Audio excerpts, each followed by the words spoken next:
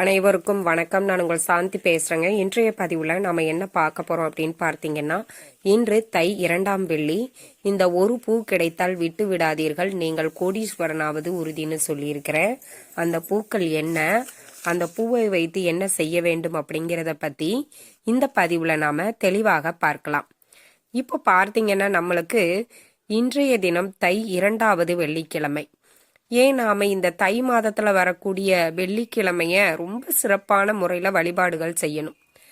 நம்ம எப்படி இந்த ஆடி மாதத்துல வரக்கூடிய வெள்ளிக்கிழமைய ரொம்ப சிறப்பான ஒரு வழிபாடாக நாம செய்கிறோமோ, அதே மாதிரி இந்த தை மாதத்துல வரக்கூடிய வெள்ளிக்கிழமையும் நாம அம்பாளை வழிபாடு செய்ய ரொம்பவே உகந்த ஒரு நாள்.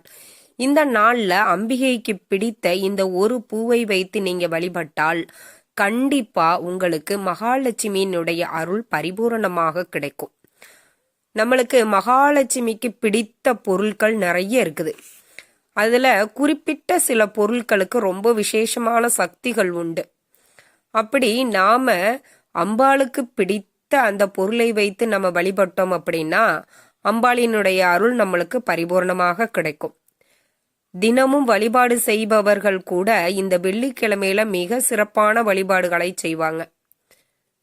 மற்ற நாட்கள்ல நம்ம வழிபட்டாலும் வழிபடாவிட்டாலும் இந்த வெள்ளிக்கிழமை செவ்வாய்க்கிழமை நாட்கள்ல நம்ம கண்டிப்பா வீட்டுல விளக்கு ஏற்றி வழிபாடு செய்வது ரொம்ப ரொம்ப விசேஷமான பலன்களை நம்மளுக்கு கொடுக்கும். ரொம்ப எளிமையா நம்ம வீட்டுல வழிபாடுகள் செய்யலாம். ஒவ்வொரு வெள்ளிக்கிழமையுமே நீங்க கோவில்களுக்கு சென்று வழிபாடு செஞ்சுட்டு வருவதும் மிகவும் சிறப்பான பலன்களை உங்களுக்கு கொடுக்கும். நம்ம வீட்டில் என்றென்றைக்கும் செல்வ செழிப்போடு வருமானம் அதிகரிக்கணும், பொருளாதார நிலை மேலோங்கணும், குடும்பத்தில் எப்பவுமே சந்தோஷம் நிலைத்து இருக்கணும், நிம்மதி இருக்கணும் அப்படின்னு நாம அம்பிகையை வழிபாடு செய்யக்கூடிய ஒரு அற்புதமான நாள். இதுல மாலை நேரத்துல இப்ப நான் சொல்லக்கூடிய இந்த பூவை வைத்து தீபம் ஏற்றுங்கள். உங்க வீட்டுல அம்பிகையினுடைய படம் இருக்குது, அது எந்த அம்பிகையினுடைய படமாக இருந்தாலும் சரி, மகாலட்சுமி, காமாட்சி, மாரியம்மன் இப்படி என்று எந்த அம்பாளினுடைய படம் இருந்தாலும் நல்ல முழுமையா சுத்தம் பண்ணிட்டு மஞ்சள் குங்குமம் வச்சுக்கோங்க. வச்சுட்டு வாசனை நிறைந்த மலர்களால அலங்காரம் பண்ணிக்கோங்க.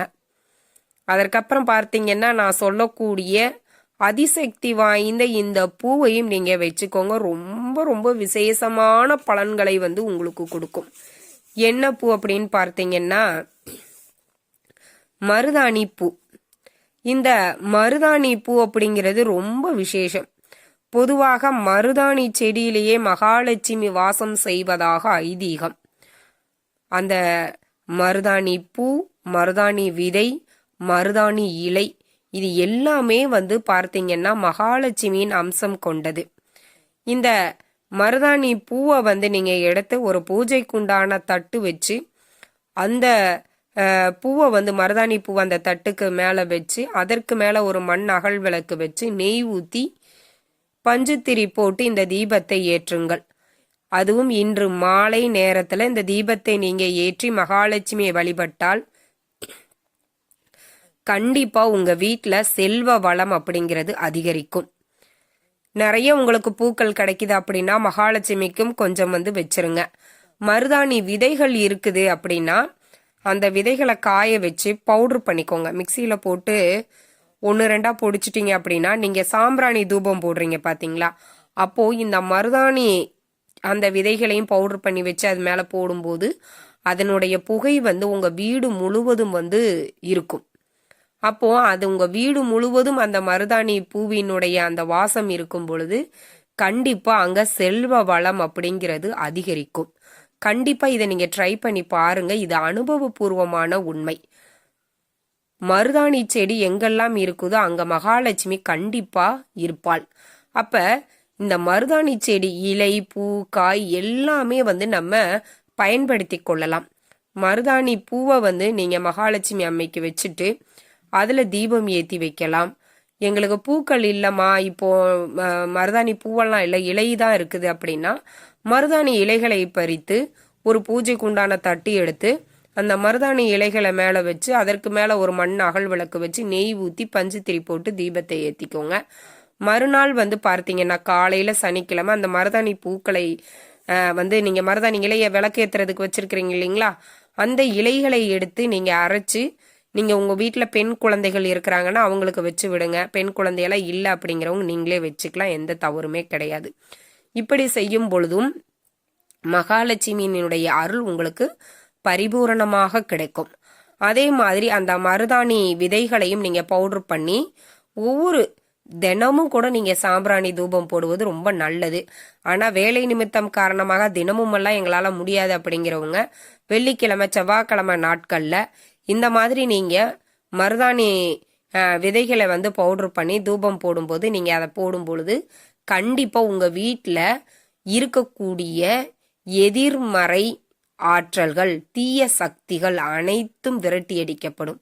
எப்பவுமே நேர்மறையான சிந்தனையும் நேர்மறையான ஆற்றல்களும் உங்க வீட்டுல இருந்து கொண்டே இருக்கும். அதனால கண்டிப்பா நீங்க இதையுமே ட்ரை பண்ணி பாருங்க. பூக்கள் இருந்தாலும் அதை வந்து மகாலட்சுமிக்கு வச்சுட்டு அந்த பூக்களை ஒரு பூஜைக்கு உண்டான தட்டுல வச்சு நீங்க தீபமும் ஏற்றி கொள்ளலாம். இப்படி நம்மளுக்கு அந்த மருதாணி செடி முழுவதுமாகவே நம்ம மகாலட்சுமிக்கு பயன்படுத்தலாம். இது ரொம்ப விசேஷம். இதை வந்து நிறைய பேர் வந்து சூட்சமமா அவங்க வழிபாடுகள்ல கொண்டு வர்றாங்க. அப்போ நீங்க செய்யும் பொழுது மகாலட்சுமியினுடைய அருள் உங்களுக்கு பரிபூர்ணமாக கிடைக்கும். மகாலட்சுமியினுடைய அருள் கிடைத்து விட்டாலே நம்ம கிட்ட இருக்கக்கூடிய முக்கால்வாசி பிரச்சனை முடிவுக்கு வந்துடும். ஏன்னா நம்ம கிட்ட இருக்கக்கூடிய முக்கால்வாசி பிரச்சனை பண பிரச்சனையா தான் இருக்கும்.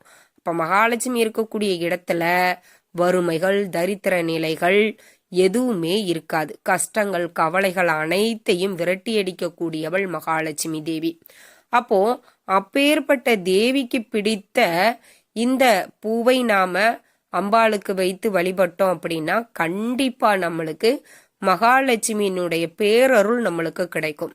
இப்ப எங்க வீட்டுல மகாலட்சுமி படம் இல்லம்மா, நாங்க மாரியம்மன் படம் தான் வச்சிருக்கிறோம், நான் காமாட்சி படம் தான் வச்சிருக்கிறேன், நான் மீனாட்சி தான் வச்சிருக்கேன் அப்படின்னு நிறைய பேர் சொல்லுவாங்க. எந்த அம்பிகையாக இருந்தாலும் பரவாயில்ல, நீங்க இந்த வழிபாட்டை வந்து அந்த அம்பாளுக்கு வைத்து வழிபாடுகள் தாராளமாக செய்யலாம். அதே மாதிரி ஒவ்வொரு வெள்ளிக்கிழமையுமே நான் சொல்வது, நீங்க காமாட்சி விளக்கு வீட்டுல ஏத்தலாம், தவறே கிடையாது. ஆனா வெள்ளிக்கிழமை மட்டுமாவது குத்து விளக்கு ஏற்றி வழிபாடு செய்வது இன்னுமுமே நம்மளுக்கு கூடுதல் பலன்களை கொடுக்கும். ஏன்னா இந்த குத்து விளக்குல முப்பெரும் தேவியும் வாசம் செய்யறாங்க. அதனால அந்த குத்து விளக்கு ஏத்தி நாம வழிபாடு செய்யும் பொழுது முப்பெரும் தேவியினுடைய அருள் நம்மளுக்கு பரிபூரணமாக கிடைக்கும். அதையும் நீங்க ஞாபகத்துல வச்சுக்கோங்க. நீங்க என்னதான் காமாட்சி தீபம் ஏத்துறீங்க, மருதாணி தீபம் ஏத்துறீங்க, மருதாணி பூ தீபம் ஏத்துறீங்க, இதெல்லாம் நம்ம மகாலட்சுமிக்கு பரிகாரத்துக்காக ஏற்றக்கூடிய தீபம். இப்போ நான் நிறைய பேர் சொல்றேன், பரிகாரத்திற்காக ஏற்றக்கூடிய தீபம் வீட்டுல ஏற்றலாமா அப்படின்ற ஒரு கேள்வியும் இருக்கும்.